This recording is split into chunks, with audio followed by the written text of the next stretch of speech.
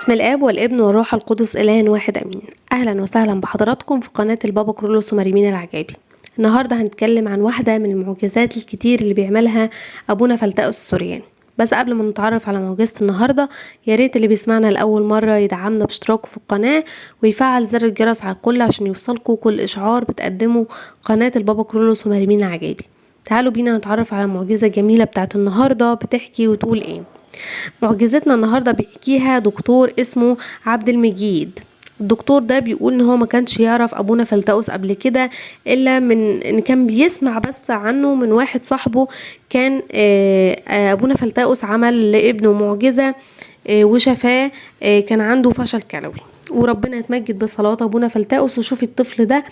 فكان الراجل ده بيحكي لصديقه اللي هو الدكتور عبد المجيد ده، بيحكي له عن ابونا فلتأوس، بس هو عمره ما قابله قبل كده. بيقول قصته بتبدأ قبل نص الليل تاني يوم عيد الأضحى سنة 2000. كان راجع من العيادة بتاعته. بيقول قدام مستشفى التأمين الصحي في مدينة نصر، لما دخل بالعربية بتاعته شارع إسماعيل الأباني قدام مركز شامة الطبي. بيقول في لمح البصر وبسرعة الصاروخ دخلت عربية تانية سايقها شاب صغير في السن ما جابش 20 سنة. دخل بعربيته في نص عربية الدكتور ده. العربية بتاعت الولد ده كانت ماركتها اسمها فولفو. فالعربية بتاعته اتقوصت كده، بتاعت الدكتور يعني، وانفتحت الوسادة الهوائية اللي هي بتبقى قدامه ديت عشان تحميه من الخبطات او كده. بيقول وجات في وشه، خلت النضارة يعني لزقت في عينه الشمال. بيقول في جزء من الثانية العربية اتملت دخان من غاز الوسادة اللي اتفتحت دي. بيقول حسيت ان انا مش شايف تماما بعينه الشمال دي، من اولا من قوة الاصطدام. السيارة اتحدفت للرصيف اللي في النص في الشارع بين الاتجاهين، يعني اتنقلت من مكانها.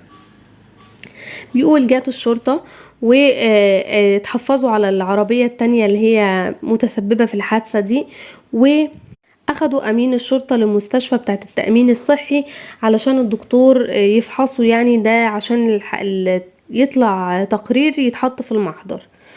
وفعلا اخدوا امين الشرطة وراح المستشفى وعمل له فحص. دكتور عيون كشف عليه وكتب تقرير ان الرؤية منعدمة تماما في العين اليسرى. العين الشمال دي ما فيش، مش شايف بيها خالص، حتى بيقولك ما بتميزش الضوء من عدمه.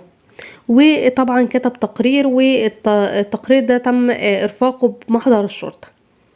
في المركز ده، في مركز الطبي ده، استدعوا دكتور تاني استاذ طب جراحة عيون، ويعني بالصدفة لقوا الدكتور ده موجود في البيت، لان ده بيبقى عيد والناس بتبقى بتخرج وفي اجازات وفسح وكده.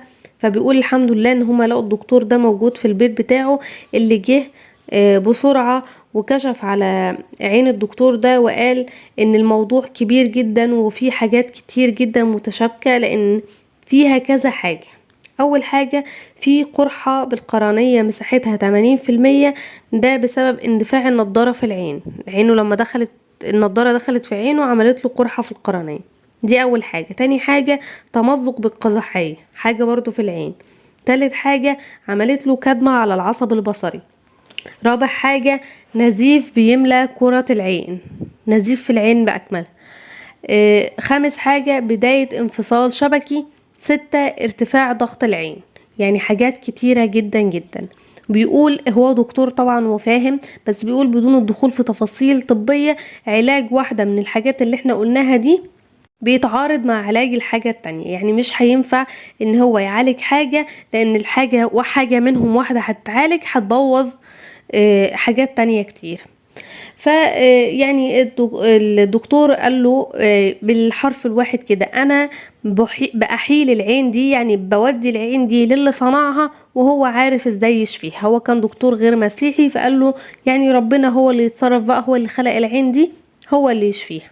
ناس كتير واصحابه كتير كانوا بيجوا يزوروه، منهم صاحبه اللي كان حكيله على ابونا فلتأوس ده. فعلا بعد ما زاره راح واخد بعضه وجري على دير السوريان، راح يقابل ابونا فلتاؤس وقال له كده: يا ابونا الدكتور عبد المجيد فقد بصره في عينه الشمال، وهو دلوقتي قاعد في ألم شديد جدا من الكدمات وتمزق في عضلات الضلوع. ما هو مش في عينه بس الموضوع، هو كان فيه في جسمه كمان كدمات وكده. وقال له: يا سيدنا يا ابونا صلي له، هو خادم في كنايس كتيرة جدا، في اجتماع شباب وحاجات كتير جدا، ومحتاج ان نظره يرجع له تاني عشان يكمل خدمته. وكمان كفاية عليه ان العربية بتاعته باظت خالص، ويعني محتاجة تصليحات كتير جدا. فابونا فلتاؤس اداله ازازة زيت صغيرة نتاج خميرة زيت بركة من البابا كرولوس السادس، وقال له: خلي عبد المجيد يدهن عينه بيها كل 12 ساعة. بيقول لما قال كده صاحبه يعني راح واداله الزيت وقال له كده، فرد الدكتور ده قال له: اشمعنى يعني كل 12 ساعة؟ هي صلاة ميسين؟ يعني حاجة بيتريق بيها يعني.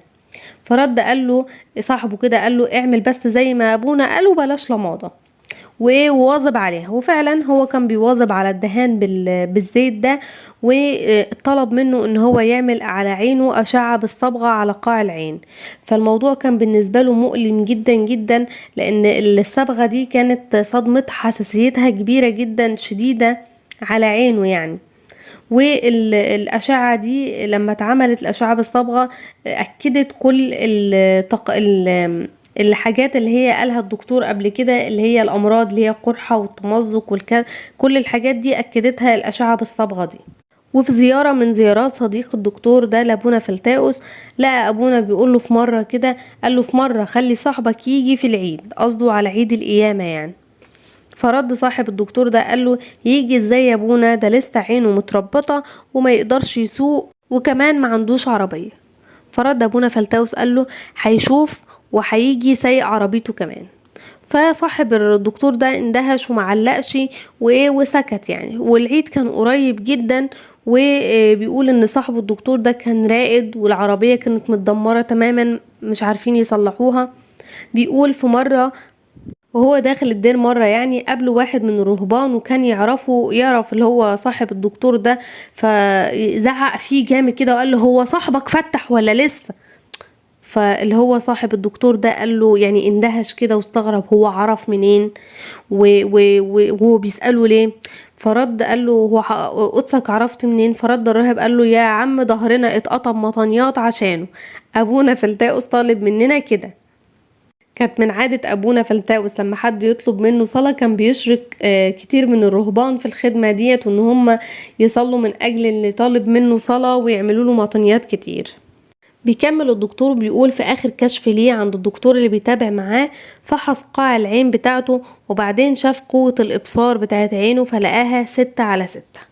فضرب كف على كف وقال له كده: انا كنت معتبر ان المعجزة ان كرة العين بتاعتك ما انفجرتش، وان احنا هنحتاج ان احنا نركب عين صناعية مكانها. اما انك بقى تستعيد عينك الطبيعية بكامل قوة الابصار بتاعتها دي وبدون اي اثر لكل الدمار اللي حصل ليها، ده انا متوقعهوش ابدا. يعني هي كانت، قال له المعجزة حصلت اصلا في ان عينك ما انفجرتش، انما عينك ترجع طبيعية زي الاول تاني وزي ما كانت تاني، دي انا مش متوقعها خالص. قال له فعلا دي معجزة كبيرة جدا. والدكتور وقتها رفض ان هو يديله صورة الاشعة على قاع العين، وقال له: انا هحتفظ بيها عشان دي تفكرني بان دي حصلت لك معجزة كبيرة جدا جدا. وبيقول: تم شفائي. وبيقول: ازاي انا مش عارف اروح الدير وانا من غير ما عندوش عربية، العربية بتاعته متدمرة خالص. بيقول: بس ابونا كان قايل لصاحبه ان هو قال له كده هيشوف وهيجي سايق عربيته.